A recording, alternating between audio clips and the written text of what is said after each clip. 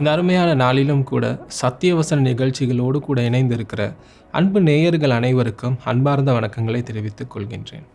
இந்த நாளிலும் கூட ஆண்டோட வார்த்தையிலே நாங்கள் முக்கியமான ஒரு காரியத்தை குறித்து பார்க்க போகிறோம். உதாரணமாக எங்களுடைய அன்றாட வாழ்க்கையிலே சில நேரங்களில் நாங்கள் கடைகளிலே பொருட்களை வாங்குவோம். அந்த பொருட்களுக்கு எல்லா பொருட்களுக்கும் இந்த பொருட்களுக்கு தீமையை கொண்டு வரக்கூடிய காரியங்களை குறித்ததான ஒரு விளக்கம் அந்த பொருட்களின் எங்கேயாவது ஒரு இடத்திலே அவர்கள் சொல்லியிருப்பார்கள். எனவே அந்த பொருள் நல்ல விதத்திலே பாவிக்கப்பட வேண்டும், அது நீண்ட காலம் அது பாவிக்க வேண்டும், அதன் நோக்கத்தை நிறைவேற்ற வேண்டுமானால் அதிலே கொடுக்கப்பட்ட அறிவுறுத்தல் தீமையான காரியங்களை விளைவிக்கக்கூடியதை குறித்த அறிவுறுத்தல்களை நாங்கள் பின்பற்றியாக வேண்டும். இது நம்முடைய கிறிஸ்தவ வாழ்க்கைக்கும் ஒரு முக்கியமான பாடத்தை இதிலிருந்து நாங்கள் எடுத்துக்கொள்ள முடியும். எனவே ஆண்டவருடைய பிள்ளையாக இன்றைக்கு வாழ்கின்ற நாங்கள், இரட்சிப்பை பெற்ற நாங்கள், இந்த வாழ்க்கையை ஆரம்பித்த இந்த இரட்சிப்பின் வாழ்க்கையை நல்லபடியாக முடித்து கொள்வதற்கு எங்களுடைய ஓட்டத்தை பவுல் சொல்லுவதைப் போல நல்ல போராட்டத்தை போராடினேன், ஓட்டத்தை முடித்தேன், விசுவாசத்தை காத்து கொண்டேன் என்று பவுல் சொல்லுகிறதைப் போல உங்களுடைய வாழ்க்கையிலே இறுதி கட்டம் வரைக்கும் நாங்கள் எங்களுடைய இந்த ரட்சிப்பை, ஆண்டவருடைய பிள்ளை என்ற ஸ்தானத்தை காத்து கொள்ள வேண்டிய ஒரு தேவை எங்களுக்கு இருக்கின்றது. எனவே நாங்கள் எப்படி வாழ வேண்டும், எங்களுக்கு பாதிப்பை கொண்டு வரக்கூடிய காரியங்கள் எவை என்பதை அழகாக ஆண்டவர் அவருடைய வார்த்தையிலே எங்களுக்கு தெளிவுபடுத்தி ஆண்டவர் கற்பித்து கொடுக்கின்றார். எனவே இந்த வார்த்தையை கேட்டு அதன்படி செய்ய வேண்டிய பொறுப்பாளிகளாக நானும் நீங்களும் வாழ்ந்து கொண்டிருக்கிறோம். இந்த காலை நேரத்திலே இந்த செய்தியை கேட்டுக்கொண்டு இருக்கிற நானும் நீங்களும் சற்று எங்களை ஆராய்ந்து பார்ப்போம். இந்த காலை நேரத்தில் இந்த செய்தியை கேட்டுக்கொண்டு இருக்கிற நேயர்கள் நாங்கள் அனைவரும் எங்களை வாழ்க்கைகளை குறித்து சற்று ஆராய்ந்து பார்ப்போம். நாங்கள் ஆண்டவருடைய வார்த்தையிலே நம்பிக்கையாக இருக்கிறோமா, விசுவாசமாக இருக்கிறோமா? கலாத்தியர் புத்தகத்திலே 5வது அதிகாரத்திலே 17வது வார்த்தையிலிருந்து 21வது வார்த்தை வரைக்கும் முக்கியமான ஒரு காரியத்தை அந்த இடத்துல ஆண்டவர் எங்களுக்கு காண்பித்து கொடுக்கிறார். எங்களிடம் காணப்படுகிற மாம்சத்துக்கு ஏதுவான மனிதனை, அந்த மனிதனுக்குள் இருக்கிற போராட்டத்தை குறித்து அந்த இடத்துல கூறப்படுகிறது. அந்த மனிதனுடைய குணாதிசயங்கள், ஆண்டவருக்கு பிரியமில்லாத குணாதிசயங்களை குறித்ததான ஒரு காரியம் அந்த இடத்துல எழுதப்பட்டிருக்கிறது. எனவே ஆண்டவருடைய பிள்ளையாகிய நாங்கள் அந்த பரலோக ராஜ்யத்தை சென்றடைவதற்கு எங்களுக்கு தடையாக இருக்கக்கூடிய, நாங்கள் அந்த பரலோக ராஜ்யத்தை அடைய முடியாது இருக்கக்கூடிய தடையாக இருக்கக்கூடிய ஒரு காரியம்தான் எங்களுடைய மாம்சத்தின் குணாதிசயங்களாய் காணப்படுகிறது. எனவே ஆண்டவர் எங்களுக்கு கொடுத்த வாழ்க்கை ஆவிக்குரிய வாழ்க்கை. இந்த ஆவிக்குரிய வாழ்க்கையை அழிக்கக்கூடிய ஒரு காரியம்தான் மாம்சத்துக்கு ஏதுவான காரியங்கள். இந்த மாம்சத்துக்கு ஏதுவான காரியங்கள் எப்பொழுதுமே இந்த உலகத்தின் கூறிய காரியங்களிலே அதிக நாட்டமாக இருக்கும். அது அதற்கேதுவான காரியங்கள் பின்பதாக எப்பொழுதுமே அலைந்து கொண்டிருக்கும். மாம்சமான காரியம் தன்னுடைய மாம்சத்தை, தன்னுடைய சுயத்தை பிரியப்படுத்துவதில் மாத்திரமே நோக்கமாக காணப்படும். எனவே தன்னை பிரியப்படுத்தி கொள்ளுகிற காரியத்திலே ஆண்டவரை பிரியப்படுத்துகிற காரியம் மிகவும் மிகவும் குறைவாகத்தான் காணப்படும்.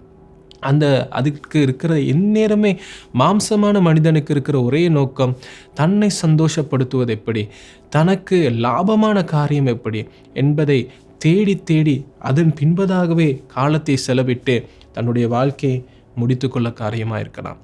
அதே போலத்தான் 1 பேதுரு 5வது அதிகாரம் 8வது வார்த்தை நமக்கு சொல்கிறது, பிசாசானவன் கர்ச்சிக்கிற சிங்கத்தை போல யாரை விழுங்கலாமோ என்று வகை தேடி சுற்றி திரிகிறான் என்று ஆண்டோட வார்த்தை தெளிவாக நமக்கு கற்றுக் கொடுக்கிறது. இந்த எங்களுடைய வாழ்க்கையிலே, ஆண்டவருடைய பிள்ளைகளாகி எங்களுடைய வாழ்க்கையிலே பிசாசானவன் எங்களை ஆண்டவரை விட்டு தூர கொண்டு போக பல காரியங்களை இந்த உலகத்திலே செயல்படுத்தி வைத்திருக்கிறான். அது அநேக மாம்சத்தை பிரியப்படுத்துகிற காரியங்கள் இந்த உலகத்திலே அதிகமாக இருக்கிறது. அநேக உலகத்திலே உண்டான காரியங்கள் அனைத்தும் அது தேவனால் உண்டானவைகள் அல்ல என்று தேவனுடைய வார்த்தை தெளிவாக கூறுகிறது. எனவே ஆண்டவர் பிரியப்படுகிற காரியம் என்ன, ஆண்டவர் எங்களுக்கு கற்றுக் கொடுக்கிற காரியம் என்ன என்பதை ஆண்டவருடைய வார்த்தையிலிருந்து நானும் நீங்களும் ஆராய்ந்து பார்க்க வேண்டும். மோசேயை குறித்து ஆண்டவர் சொல்கிறார், என் வீட்டில் எங்கும் உண்மை உள்ளவன். தாவீதை குறித்து ஆண்டவர் சொல்கிறார், என் இருதயத்துக்கு ஏற்றவன். எனவே இந்த காலை நேரத்திலே நாங்கள் சிந்தித்து பார்ப்போமா, என்னையும் உங்களையும் குறித்து ஆண்டவர் எப்படியான ஒரு சாட்சி சொல்லக்கூடிய வாழ்க்கை எனக்கும் உங்களுக்கும் காணப்படுகிறது. என்னை குறித்து அறிந்த ஒரே ஒரு நபர் நான் மட்டும்தான். அதை தாண்டி தேவன் ஒருவர் என்னை நன்கு அறிந்தவராக இருக்கிறார். எனவே எனக்கு நான் ஆண்டவர் பார்வைக்கு உண்மையாய் நான் வாழ்ந்து கொண்டு இருக்கிறேனா என்ற கேள்விக்கான சரியான பதில் என்னிடத்தில் தான் காணப்படுகிறது. அதே போலத்தான் உங்களிடத்தில் தான் அந்த பதில் காணப்படுகிறது. நீங்கள் வாழ்ந்து கொண்டு இருக்கிற வாழ்க்கை அது தேவன் எதிர்பார்க்கிற ஆவிக்குரிய வாழ்க்கை வாழ்ந்து கொண்டு இருக்கிறீர்களா?